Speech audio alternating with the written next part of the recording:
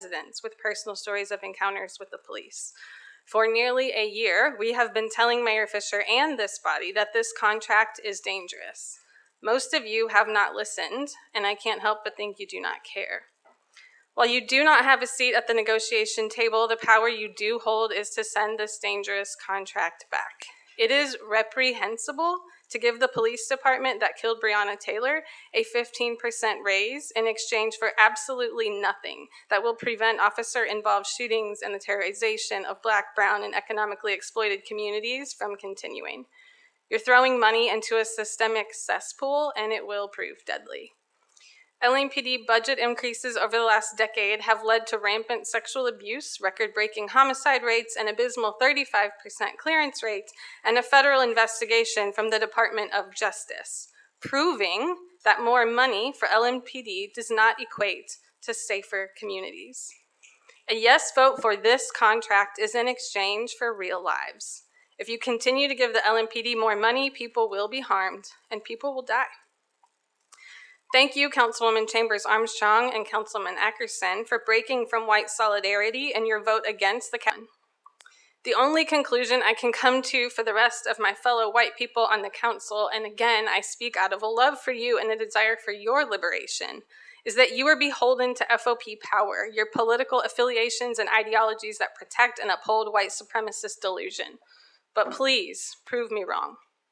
The language of this contract is far too vague at best, and my colleagues will bring specific articles to your attention as we have been doing for months.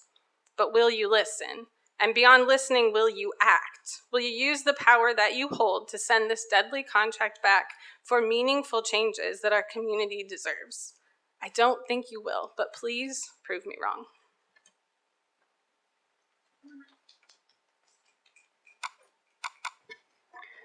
Madam Clerk, the next speaker. Taylor Uselis.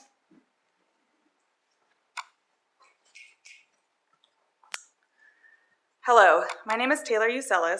I'm a resident of District 8, and I'm here tonight to make you aware of the repercussions of the decision you're about to make.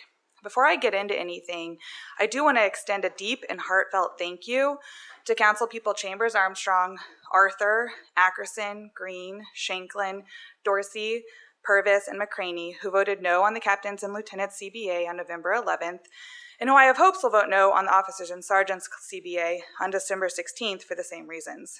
Those of you on this committee should follow their lead and not even let it pass out of your committee tonight. I don't have high hopes of that, though, so I want to let you know what you're about to do to this city. Allowing this contract to pass out of your committee means that you are allowing, amongst many other things, our police department to dispose of informal citizen complaints after 2 years and supervisory files after 1 year, preventing any sort of early detection program from working.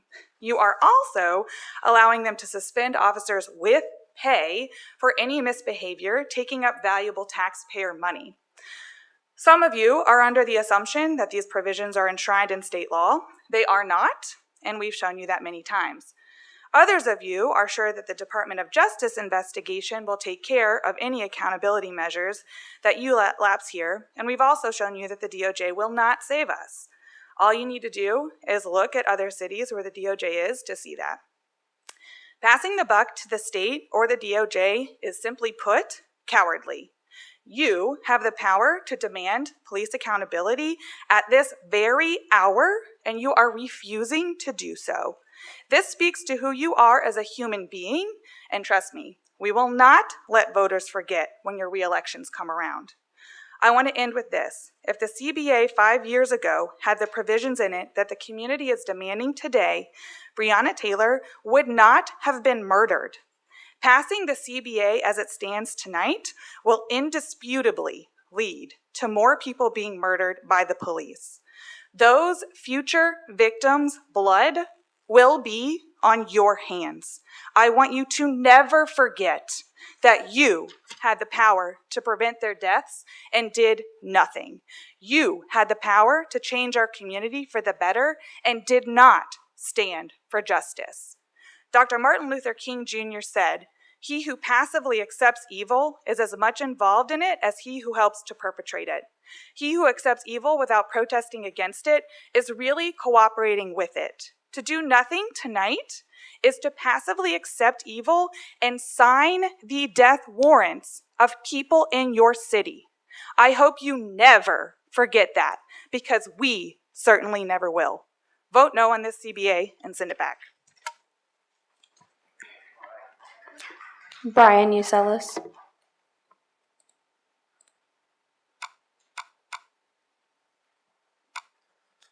Hello, my name is Brian Usellis. I'm a lifelong Louisvillian, a resident of District 8, and I was privileged enough to sign up today despite there being a very small window of opportunity and less than 24 hours of notice on where to sign up and when. With that said, I'm going to use my time today to express the concerns of another concerned resident, Tanya Medic, who didn't have the opportunity or privilege to sign up during a 40-minute window in the middle of a workday. Tanya says, when you speak up today, feel free to mention my name. Tell them if Metro Council really wanted to have transparent debates accessible to all citizens, that she would be here. But just as the mayor and LMPD, our Metro Council is doing everything it can to undermine democracy in our city. They behave like dictators, pushing their bad decisions down our throats. But who's going to pay the price? Their kids won't be sexually assaulted by the police. Their wives and sisters won't be raped by the police. Their mothers and brothers won't be killed by the cops. It is the people in the city that are suffering because none of them want to do the right thing. No one gives a damn about their salaries or raises. We just want to be protected from corrupt and criminal cops. Enough is enough. Those are Tanya's words, but I echo her concerns and her sentiment. I don't know how anyone could have lived here, especially after the past 18 to 24 months, and want more of the same. We want accountability, we want transparency, we want you to do your job, the council, to send this contract back and do better for Louisville. Brandy Chamberlain.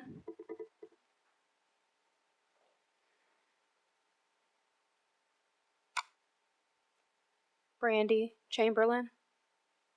Sorry about that. My computer kept muting when I was hitting the unmute bar. Thank you for allowing me to be here today. My name is Brandy Chamberlain. I am a resident of District 21, and I am here today to ask this committee to vote no on the CBA and to send it back. There are a lot of reasons for this. Mostly, I have grown up and lived my entire life in some of the poorer and more underserved neighborhoods of this city, and I have seen and experienced firsthand the worst and sometimes the best of LMPD. However, due to the color of my skin, that has not been one of the reasons that I have experienced the worst of what LMPD has to offer. I would like to see the eradication of harm that police can and do cause, and to have them held accountable for violence. Some of the things that I would like to see happen, if there is to be true transparency and true overhaul of our policing system, is to add community experts to the city's negotiation team. Transparency is the only way to gain trust from the community. There must be true community involvement when it comes to the negotiation of these type of contracts. The public should know what happens if an officer engages in misconduct. We, the taxpayers, are paying their salaries. To allow misconduct to be swept under the rug or to not be tracked properly if a complaint is filed and it is not written on their evaluation or it is not accessible, then that officer can leave this community and just go to a different community. It does not follow them. So the transparency that is hidden with this contract is something that we can no longer tolerate and should not tolerate. We should all be speaking out for true transparency and true reform within this process. Thank you. Thomas Lacey.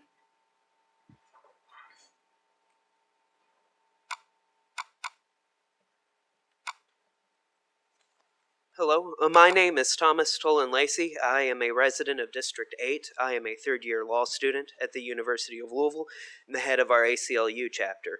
I'm here today to express my belief that you should vote no on the proposed FOP contract. LMPD has a history of severe misconduct, and the proposed contract does nothing to address this. In 1985, a black family moved into a white neighborhood in Louisville. The KKK subjected them to firebombing attacks that ultimately destroyed their house. As it later came out, half of these terrorists involved in this were members of the Louisville Police Department. Fast forward today, and we still see incidences of extreme misconduct by LMPD. Brian Hannikinson, one of the officers who murdered Breonna Taylor, had been reported on several occasions for sexually harassing women. LMPD did nothing after receiving these complaints. If LMPD had cared about accountability, then it is very likely that Breonna Taylor would be alive today. On the topic of sexual misconduct, I would like to note that LMPD has deleted and destroyed evidence pertaining to the Explorer Scout sex scandal. Officers within LMPD care more about protecting their own than pursuing accountability and justice. I could highlight many more incidences. Rather than addressing the severe misconduct from the LMPD, the proposed FOP contract rewards it.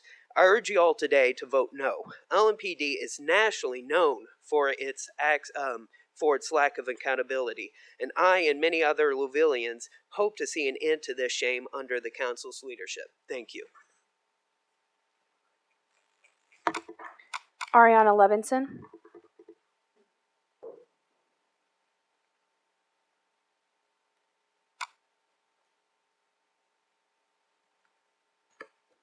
Good afternoon, everybody. I'm Ariana Levinson. I am a resident of District 8. I'm speaking tonight in my personal capacity and as a member of the 490 Project. First, I just wanted to mention that I heard that the president of the FOP, Mr. Nichols, will be here tomorrow, and I had a couple of suggestions of things you might ask him. First, could you ask him to clarify that the disciplinary records in Article 17, Section 5DD must be retained permanently and can be used in subsequent disciplinary actions without time limitation?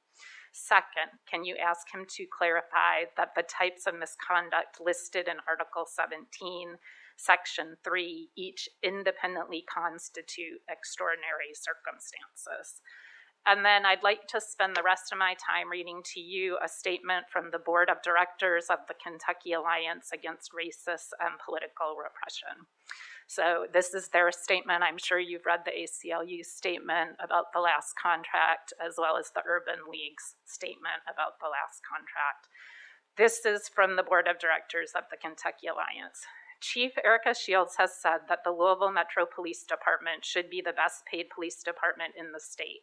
We believe that the LMPD should aspire to be the best police department in the state, not just a training unit for the Jeffersontown Police Department.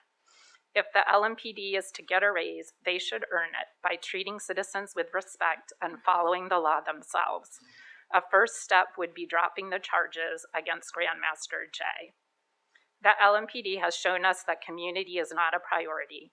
Since the unrest, they have focused on nonviolent protesters, not on solving murders in our community.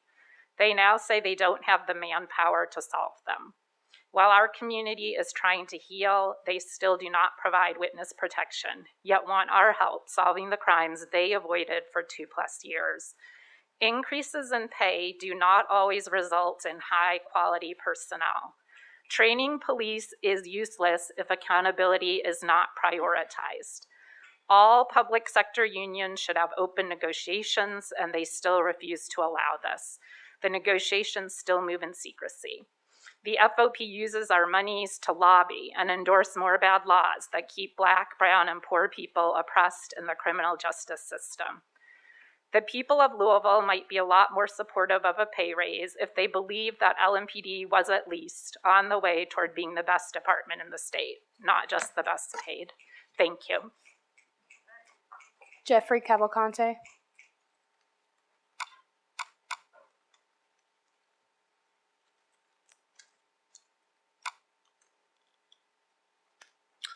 Jeff Cavalcanti, District 26. There are too many vague, conflicting, and ambiguous items in the CBA to cover in 3 minutes, but just a few questions. What does handled in an informal manner mean? What does warrant permanency mean? What happens to the complaint inquiry form handled in an informal manner? Does it go to the chief of police for review? Why is it not mandatory for Metro government or the chief to consider prior discipline, reprimands, suspensions, and terminations? If Miles Cosgrove wins the appeal of his termination, is his record cleared like it never happened? The benchmark for becoming a police training officer is 3 years. What records are reviewed for that appointment? If you can't answer or understand those questions, you should vote no. Frankly, I can't understand why we would consider a new contract, much less give a huge pay raise to an organization that has 2 open FBI investigations, a pattern and practice investigation by the DOJ, a scathing top-to-bottom review, and a proven track record of corruption. Talk about a bad credit report. These must be resolved before going forward. I've heard in this chamber, well, the DOJ will make us change that. Once this contract is in place, you can expect court challenges from the FOP. I don't know if it's unprofessional, unethical, or what to negotiate a contract you anticipate mandated changes are coming. The DOJ has not said anything on what changes will be decreed. For all we know, they're going to come down and say this is the most corrupt, poorly run police department they have ever investigated. We certainly have a top shelf example, one where a sexual predator entered a police program, was identified and investigated. The police supervisor of that program, who happened to be the head of the PIU, responded by telling the girl's family she was partly to blame. What happened to the predator? He got recommendations, became a police officer, and made it to the supervisor of that very program. Along the way, we heard he got a stern talking to. That would be handled informally. The supervisor forgot he had investigated after only 3 years. Records, retention, and review. A chief who terminated the investigation because the predator resigned. A city who had to call the FBI on its own police department. Are there reforms in this contract to prevent this from happening again? No. How has records retention changed to help us be stronger in oversight and to support reform? How has discipline changed to help to support reforms? My daddy always said, never give the contractor all the money up front. Justin Wallen. Good afternoon, council members. My name is Justin Wallen. I'm a resident of District Number 8. I wanted to thank you for this opportunity to speak regarding the FOP contracts. I don't expect to take up my full allotted 3 minutes, as I expect others here will speak much more convincingly on those topics of interest to me. I just wanted to add my voice to those speakers that are asking you to vote no on approving the contract at issue here. In particular, the provisions related to the handling of officer misconduct and corruption alone need significantly more scrutiny before ratification of this contract should even be considered. There needs to be additional attention focused on increasing the transparency of those processes. Likely the biggest issue facing the public's views of Metro Police is based on this mistrust, and there can be no increase in that trust without a corresponding increase in the transparency of these processes. For this reason alone, a vote of no is the correct one. Thank you. Nancy Cavalcante.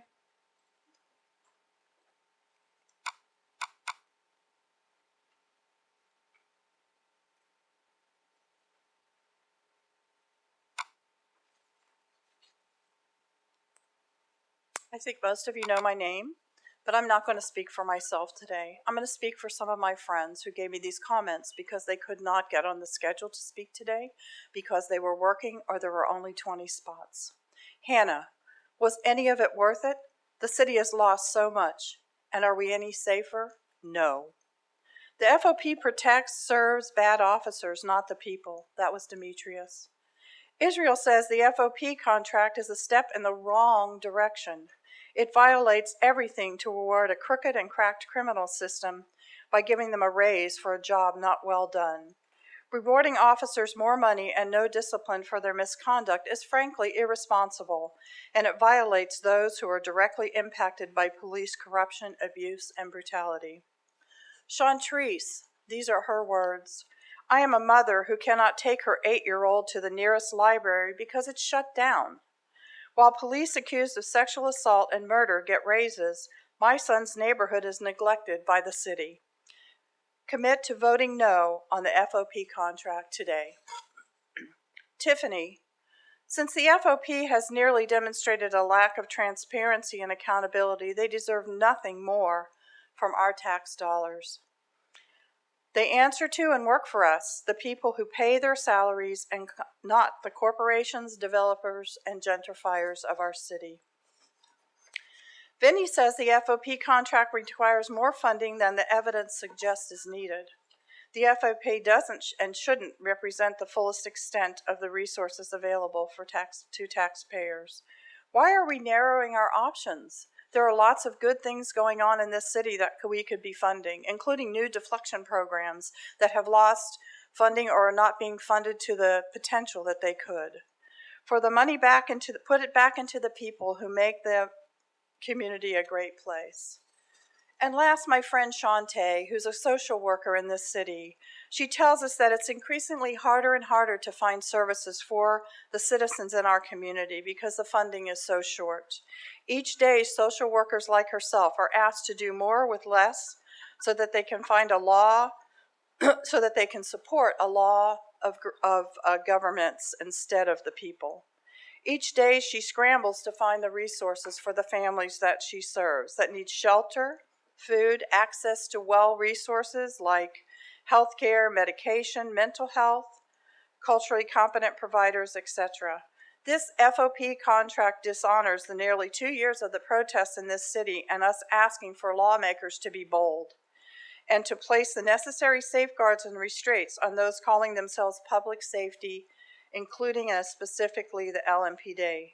Today, we're asking you not to approve this contract with the funding that allows for them to receive over a 15% raise. Now is the time. Be bold, vote no, and send it back. Thank you. Shamika Parrish Wright.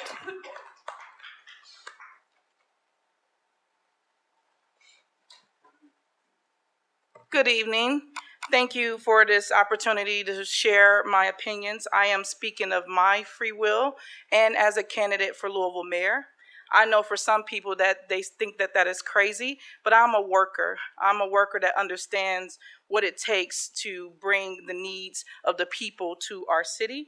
And I'm holding this sign that says, now is the time. And just as Nancy said, we have to be bold.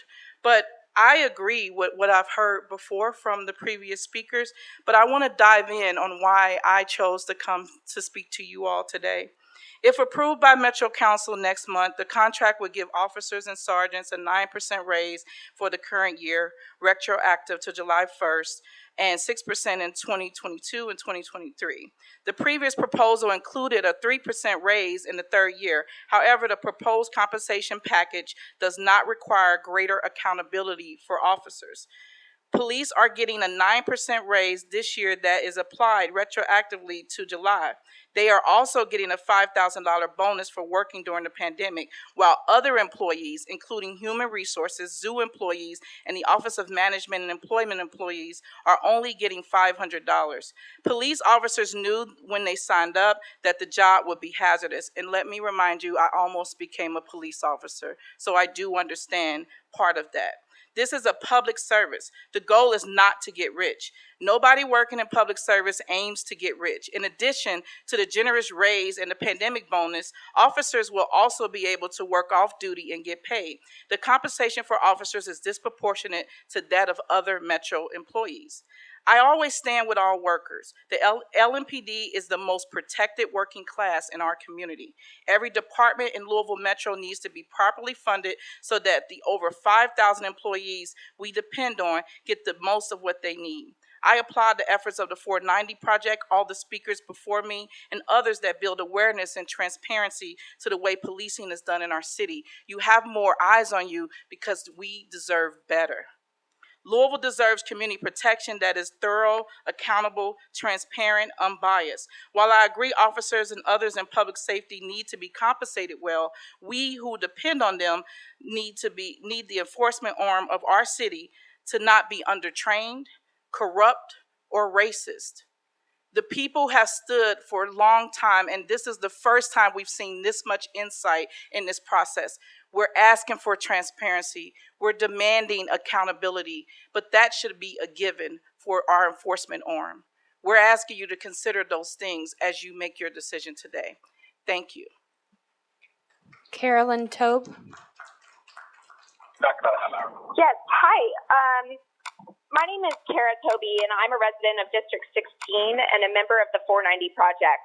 I'm calling in from the road on my way back from a wedding to demand, just as the majority of others speaking today are, that you vote no on the officers and sergeants CBA. This contract is a slap in the face. It's a disappointment, a disgrace to the community. The same people who you claim to and are elected to represent. The people who voiced their opinion all of last year during the aftermath of Breonna Taylor and David McAtee's murders, and they continue to voice their opinions every day up to and beyond today. It's also a disgrace to those who aren't able to speak up as loudly, as frequently, or even beyond the voting booth. Because let's face it, we all have jobs and lives. We take time out of work, out of vacations, out of the slog of everyday life to tell you to do your job. Let's be honest. I can be here virtually to share many, many more reasons why you should vote this down. But we've done that. We've met with you all individually in special meetings. We've shared resources and expertise via email and handouts distributed by our gracious clerk. We've compared the CBA to Nashville, to Indianapolis's, to Cincinnati's. We've compared it to state law.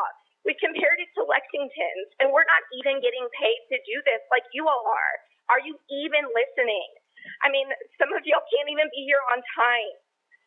You keep wanting to say that you'll hold LMPD accountable. How? You have two options. One is the budget, which I'll continue to give them more money for whatever they tell you they need. There's no defund. The second is voting on this contract, which is right now in front of you. My question of how will you hold LMPD accountable is not a rhetorical one. We demand an answer. And one immediate, effective, and accurate answer is a no vote. So what are you going to do? Are you going to listen to the community and your constituents and vote no? Or are you going to let this slide and just wag your finger at Chief Shields next time she's here saying that she doesn't know why an LMPD cop assaulted yet another innocent person?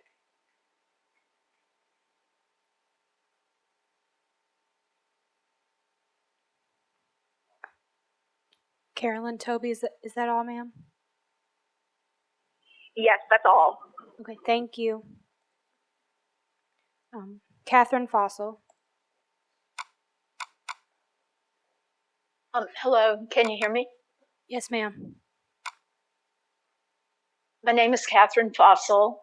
I'm a resident of District 8. I've been a resident of District 8 in Louisville for 21 years. I'm a historian and a professor at the University of Louisville. My views today are my own, but I am speaking as a historian of this city and of race and racism in the city. I've authored 2 books on that topic.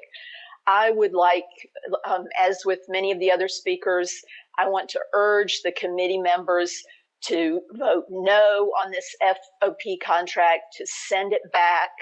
I'd like to focus my remarks, as several people have today, on the issue of the process leading to it, the lack of transparency, the lack of community representation, and the ground rules for that process need to be renegotiated to allow for greater community input, because without that, we can never create community trust. There is a huge disparity in this city between its treatment of black and brown versus white citizens and residents.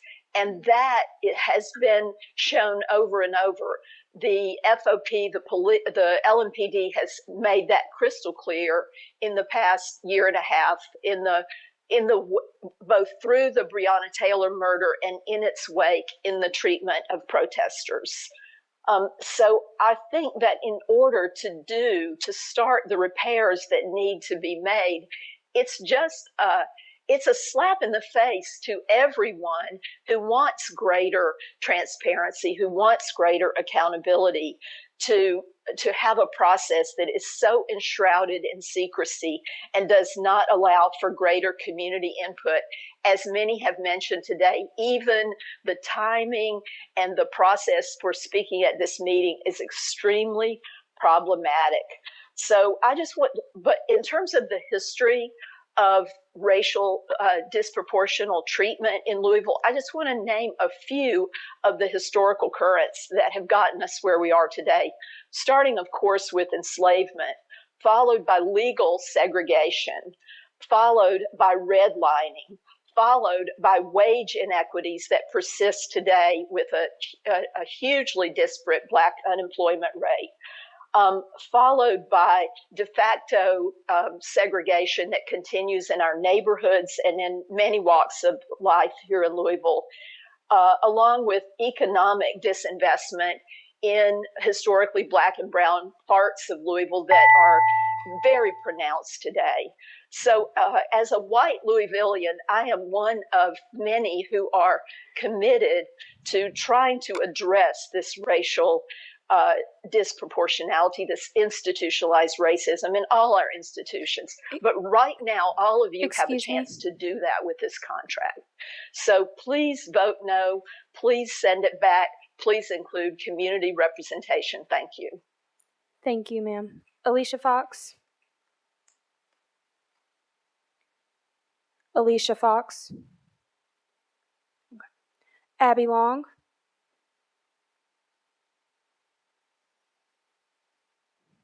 Hi, can you hear me? Yes, ma'am, we can hear you. Okay. Hi, my name is Abby Long. I'm from District 4, Shelby Park. I'm here about the Officer and Sergeant CBA. When the time comes, I'm asking you to vote no. In 2015, this city received grants, was given coaches, and a roadmap for police reform, and you blew it. I hear you saying the same things you said 6 years ago. We are no farther along in reforming this corrupt police department. This vote is your only chance to have a say on this contract for the next 2 years. Many of you say this contract isn't perfect, but it has some reforms. Like what? Monetarily incentivizing officers to move to neighborhoods, or paid volunteer hours where they could volunteer for the FOP, a political party, or a hate group. I see nothing being reformed here. In this contract, an officer can unjustifiably use excessive force and still keep their job. In this contract, informal complaints are destroyed after 2 years. How can an early warning system be effective if we are destroying informal complaints every 2 years? I'm talking about the early warning system the LMPD has been touting since 2015, but when pressed on it, they say it's not actually working. And the chief gives a long list of reasons why. Yet right down the street, Lexington, Kentucky has a working system, a system that would have flagged someone like Bo Gattegard. In his 18 months as an officer, he racked up 10 use of force reports. If he had worked in Lexington, he would have been flagged 4 times in 6 months. Why don't we require that LMPD utilize the same system? Between 2010 and 2020, LMPD has shot 72 people. How many more Louisvillians will be a casualty of bad policing before you do something about it? I see nothing in this CBA that will hold them more accountable than in years prior. You must ensure the CBA in no way restricts internal investigations or shields its worst officers. This contract is a slap in the face of every person who walked the streets last year begging for change from city leaders. We asked for you to make sure that these contracts stop protecting the worst of the worst. Instead, you sit here on a contract considering 15% raises to a department who has documented instances of throwing drinks at homeless people, leave incident reports nearly blank, harass women, and sexually abuse children. Did these people sound deserving of massive raises? I think not. And instead of giving me platitudes about reform, I want you to do something about it and not pass a CBA that continues to cater to the FOP. Louisvillians deserve better. We want provisions in this contract that hold officers accountable for misconduct. We want transparency, like retaining officer complaints in supervisory files, informal or not. And we want an operational early warning detection system. Until that exists, I ask you to vote no and send it back. Thank you for your time. Thank you. Katura Heron.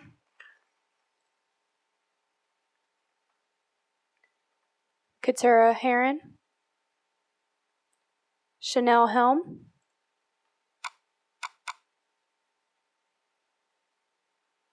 Hello, can you all hear me? Yes, ma'am, we can hear you. Okay, thank you. I'm in my car. I want to thank everybody that's spoken tonight and everything that they have lifted up. It's just really wonderful. But what is also bewildering is that folks like those that come out tonight and any other time that they speak out have continued to keep saying the same thing. We continue to keep raising the facts. We continue to keep raising the obvious corruption, let's call it what it is, and we continue to keep raising up the historic betrayal of various communities in Louisville by not only LMPD, but their partners with other police forces in our second cities and subsidiaries. So to me and to many others, especially those young people who stood the front line of those protests last year, after not having resources due to a pandemic so purposely caused, that we would even consider to raise pay for officers for an unjustified reason. There's no justification for raising pay to do a better job when you can't do the job that you're already doing.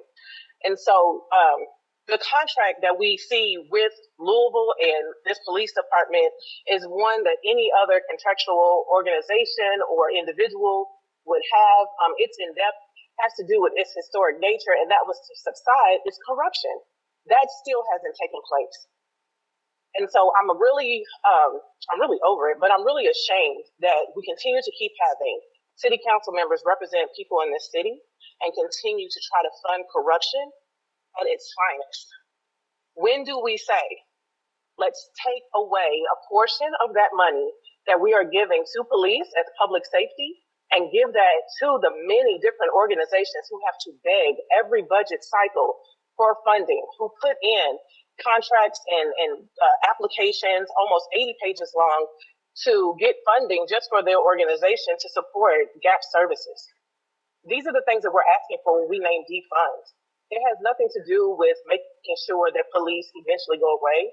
That's the ultimate goal. But when we name defund, we are talking about making sure that those organizations who actually care or who actually want to provide those services or who actually are naming, these are the things we need, whether it's housing, food justice, or even ending homelessness, can do those things instead of funding more corruption. The corruption tonight that has been spilled out is now not even just national, it's global news. This is what you're funding. It's going to be a major disappointment if we continue with the contract as it is now.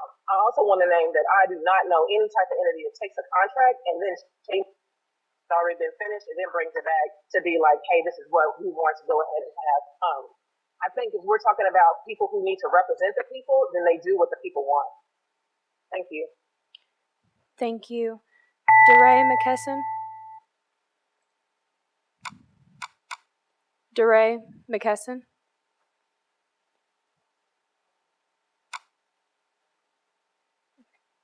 DeRay McKesson. I'm here. Okay. Hi, everybody. I'm DeRay, and I am one of the leads of Campaign Zero, a national organization that works on police reform and police violence, and more specifically, our work around police unions has been a guide for cities across the country. And there's an opportunity today to vote against the recent contract that is being proposed, that when we think about contracts around the country, that we believe that the police should not be able to negotiate a set of things that they have been able to negotiate around discipline. And I know that there are some good things in this, the 48-hour rule being gone, the members not being required to be on duty for questioning. There are a host of good things, but we think about the signed affidavits now required by complainants essentially make anonymous complaints impossible. When we think about complainants' names are now exposed when the signed complaints are given to the officers, that is actually not a best practice across the country. And there are a host of other things that we've already made public on the Nexus 6 site, but the good does not outweigh the bad in this bill. That we believe that citizens should be able to anonymously complain against police and not have any threat of repercussion. And we also believe that city councils across the country, including this one, have a chance to actually remove all of these from being bargainable. That when we think about the police unions, they should be able to bargain around the boilerplate things that all labor should be able to bargain around wages, around health insurance, not any of these disciplinary procedures that really do make communities unsafe. And when we think about the other things, that some of which are good, the no explicit restriction on interrogation conduct, there are a host of other things that are really problematic in the Louisville contract. So I'm hoping that this will be a chance to actually hold the police accountable, to increase the accountability, and to not use the labor agreement as a way to almost codify and guarantee and make it really hard for there to be any form of accountability against the police.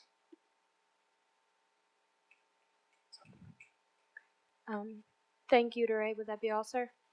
Yep. Okay, That's thank you. James Westfall?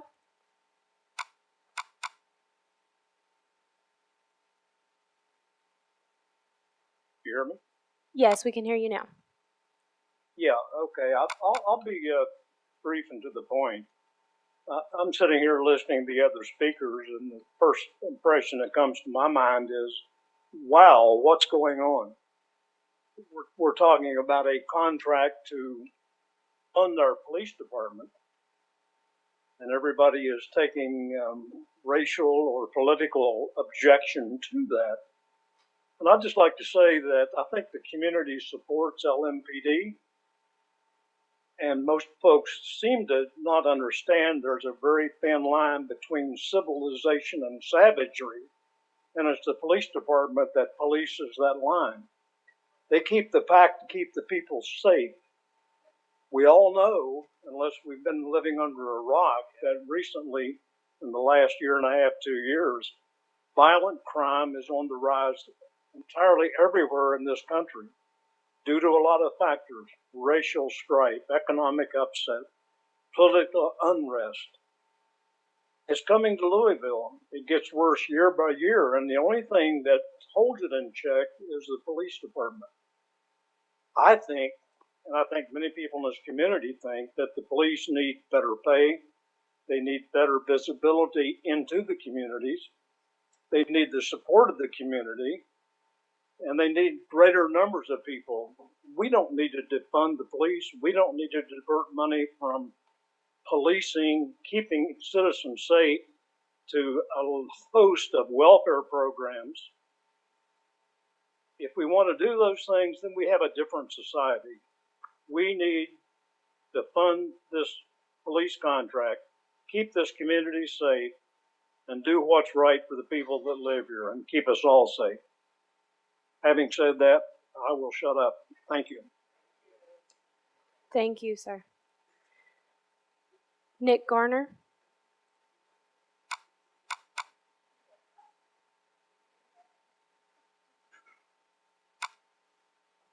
My name is Nick Garner. I live in District 6, and I'll keep my comments brief. Many folks here today have spoken about the potential harm that would be mitigated by sending this contract back for negotiation. I want to talk about some of the benefits that the city gets when we send this contract back for renegotiation. I bought a house here in Louisville 5 months ago because I believe in the promise of this city. I believe that this city has a very small number of very real and tangible problems that are keeping its continued success in check. I believe that tantamount in those list of problems is that this city does not enjoy a bidirectional spirit of trust and respect between law enforcement and the community that it serves. A previous speaker had mentioned that Louisville is nationally known for that failure. I am here recently from out of state to tell you personally that what that speaker said is true, and if we fail to address that problem, we're slamming a door over and over and over again on our own foot. How many people in the room here have been in the situation of needing to hold a fellow employee accountable for what would be, if it were brought to light, a fireable offense? How many people have done that? How many people have actually had to do that? Now, I'm fortunate. I haven't personally been in that position, but people that I know and love have. And what I can tell you is doing that is incredibly difficult. In the best of situations, in the most ideal circumstances, doing that is hard. And we are placing so much weight on good police officers. We are placing so much weight on the good ones, and we are providing them with no tools and no support to do that most difficult thing. We have to give them every tool and every opportunity to be able to do the right thing. Because if we don't, we invite the kinds of abuses that we see over and over and over again. Give the mayor's negotiating team the teeth that they need to push back against policies that the FOP is asking for that harm their own officers. Do that here, do that now. Please. Thank you. Katura Heron.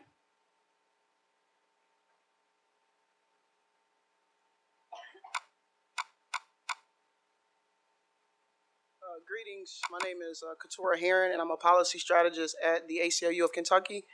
And thank you all for allowing me to come back. I was across the street meeting our new IG of the Civilian Review Board. I guess over the last, since 2020, my involvement here in the city is, I feel like, building connections and trying to work and let the community's voice be heard in spaces like this. And there's conversation about, is the police department getting too much money? What's happening? How do we build community relationships between the community and the police? And the thing that I want to say today and make clear is that we're never going to build those relationships as long as there is not strong accountability held within our police department. The things that I feel like that have brought us here from 2020, it did not just happen. They have been happening for years and for decades.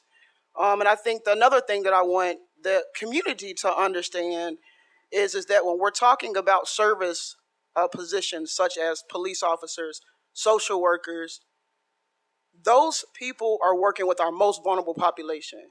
And it is very important that as individual officers, and people will probably not like this, that they should be paid.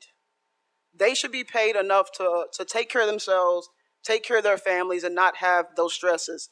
However, what needs to be taken out is the militarization of the police department. But the biggest thing that I want to say today is that we cannot give increases of pay without the accountability. That will not build relationships within the community, and that will not solve the issues. And so what I'm asking for you all to do today is to make sure that there's deeper accountability held. And if that's not going to happen, there is no sense of increasing pay of individual officers. Thank you. Thank you. Madam Chair, Mr. Vice Chair, that concludes your list of speakers. Thank you, Madam Clerk. I want to thank everyone for joining. Thank those that allowed me to transition from my other court obligated duties today. Thank you, Vice Chair Piacentini, for getting us started in time. I want to thank the clerk's office for making this available virtually for those who couldn't make it in person. And I want to thank those that are continuing to show up time and time again to make sure that your concerns are expressed and that you also bring forth concerns of others who aren't able to make it. I want to thank committee members for joining us. I know it's been arduous. We've been meeting time and time and time, but you all are still giving your time over and beyond. So I want to thank everyone. Committee members, we will discuss this regularly as it's left on the agenda tomorrow. If you have any questions, I do ask that you forward those to me or forward those to Matt Golden or Chief Shields before tomorrow's meeting.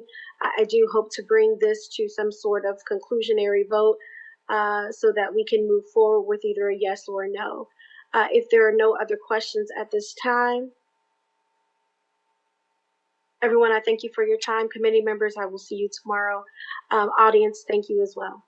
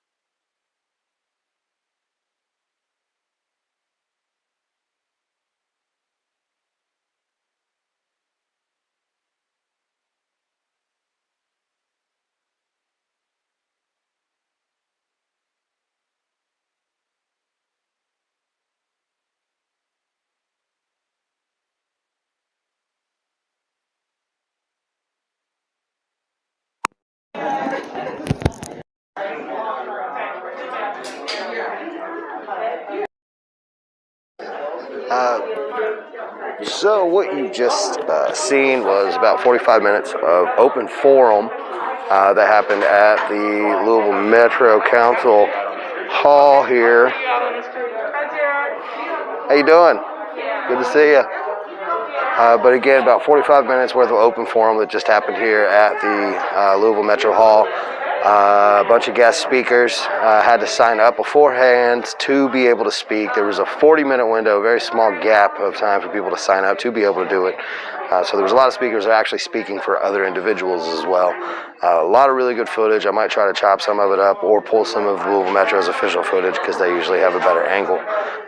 But once I drop the slide, feel free to go back and go back over some of it. A lot of members of the 490 Project spoke. So if you don't know anything about the 490 Project, I'll put some more details up soon. But Jared Wright of Right Heart Media signing off. Everybody stay strong, stay safe.